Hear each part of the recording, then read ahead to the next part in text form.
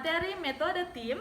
Metode tim ini merupakan metode dalam keperawatan di mana seorang perawat profesional memimpin sekelompok tenaga keperawatan dalam memberikan asuhan keperawatan pada sekelompok pasien dalam tindakan secara kooperatif dan kolaboratif.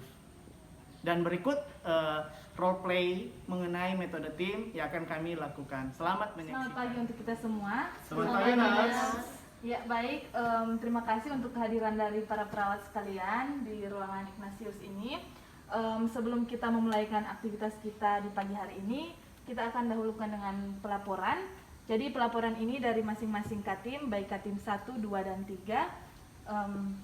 Sebelum kita memulaikan kegiatan pelaporan kita dahulukan dengan doa, dan doa diminta dibawakan oleh Nurse Juwita.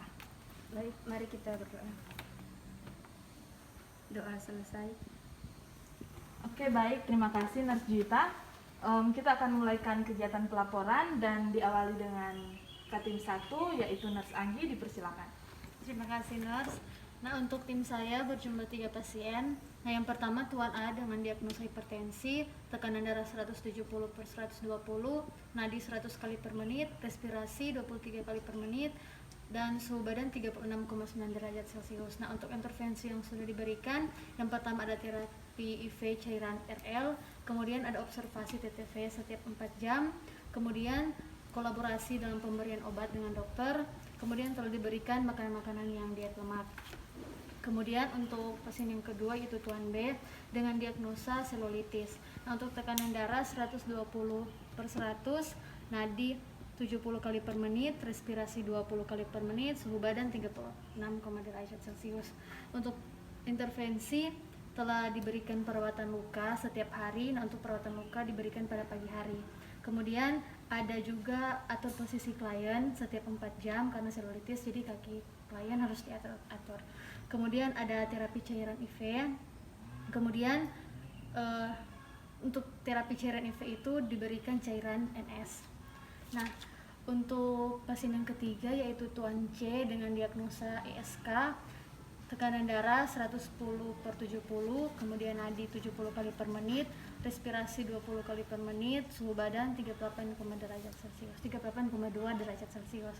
Nah, untuk intervensi yang telah diberikan yaitu telah terpasang kateter, kemudian pemberian obat analgetik, kemudian ada edukasi untuk perbanyak minum air putih, kemudian telah terpasang juga cairan NS. Hanya itu, Nurse. Oke, baik, terima kasih Nurse Anggi. Dilanjutkan dengan Kepala Tim 2 yaitu Nurse Aldo, dipersilakan. Oke, Nurse, untuk di ruangan saya rawat pada saat ini 3 pasien. Yang pertama itu ada Tuan AB 52 tahun dengan diagnosa medis bronkopneumonia. Nah, untuk sekarang tekanan darah 100/70, nadi 88, suhu badan 36,7, dan respirasi 22 kali per menit.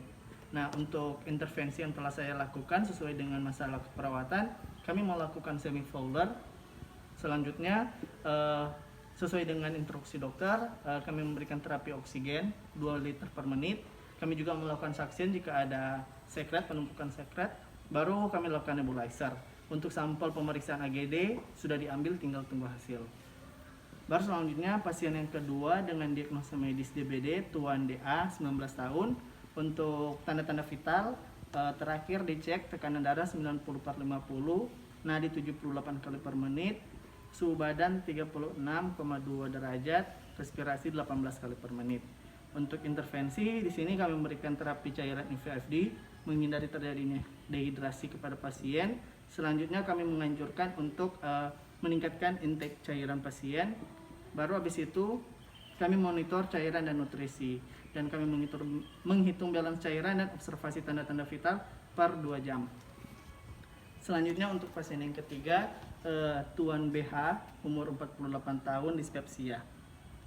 Untuk tanda-tanda vital 120/90, nadi 98, suhu badan 36,9, dan respirasi 20 kali per menit. Untuk intervensi yang telah kami lakukan, yang pertama kami membatasi untuk intake makanan karena mengalami dispepsia, jadi kami pindahkan ke terapi cairan dan nutrisi lewat IVFD. Selanjutnya kami mengatur posisi semi-fowler dan kolaborasi dengan dokter untuk pemberian obat. Jadi itu untuk pasien kan. Oh iya, terima kasih Nurse Aldo.